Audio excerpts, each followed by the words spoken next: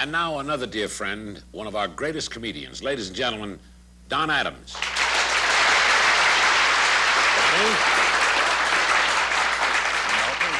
I don't have to tell our viewers and on Mad World of Comedy or folks here at Masters that you personally won 3 Emmys for your performance in Get Smart, and the show won 5 Emmys. True? Yes. That's true, Milton. I just told you that before we got on the air. Oh, shut up, please. Do you believe in the theory, Don, that until you find a character for yourself, that you can base your comedy that you're doing on just non sequitur jokes? No. For me, it was a very lucky thing. When I started out, one of the first routines that I ever wrote was a thing called The Detective, which was a takeoff on William Powell in The Thin Man. And it was a piece of comedy which, you know, the detective gets all messed up in summing up the case at the end. And it was a very successful piece on television. But more important than that was, William Powell had a way of talking, a very clipped kind of way of talking. And what I did was take that voice and exaggerate it about 4 or 5 times. And that voice gave me an identification. Now, anybody that has an identification, so when I did Get Smart and I came on, people would identify with that voice. They would identify so strongly with that voice that what was normally just amusing would become funny when that voice was used. And that voice was contagious. And that voice was an identification for me. When I used to be on the show, like we would have an actor on the show, right?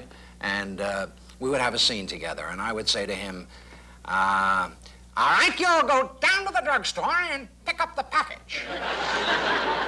And he would say, okay, I'll go down to the drugstore and pick up the package. And the director would say, all right, let's get it ready, roll them, all right, action. And I'd say, you'll go down to the drugstore and you'll pick up the package. And he'd say, I'll go down to the drugstore and I'll pick up the package. And then the director would say, no, wait a minute, hold it, that's not right. And then the guy...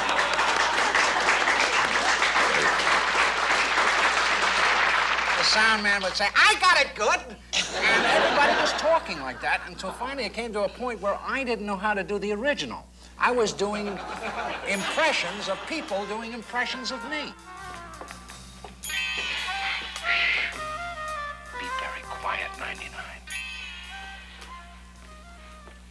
Don't slam the door. In conclusion, I'd like to ask you something.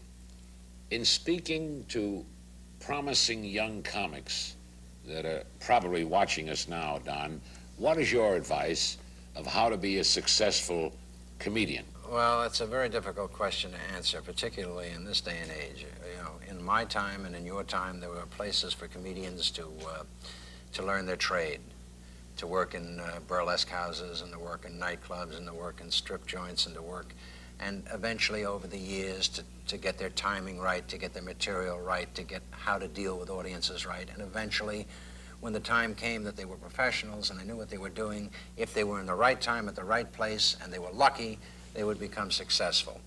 It was partly talent, partly luck, and partly learning your trade. When I was a kid, I used to go to Lowe's State when you were playing there, and I used to sit for 5 shows a day and study you, and study everything that you did, your mannerisms, your takes, your everything that you did. I learned a lot from that. I learned a lot from watching you and other great comedians, and then I tried to develop a style of my own, a style like a singer develops a style, so that when you turn on the radio and you hear Tony Bennett or you hear Bing Crosby or Frank Sinatra, you know that it is that particular person. You must get an identification so that people will know immediately who you are and that you're not just part of the other mob. It's said wisely but true, and I'm very, very glad that you could be part of our Mad World of Comedy, and I'm very glad to count you as a friend. Thank you very much. Ladies and gentlemen, Don Adams. Thank you, Don.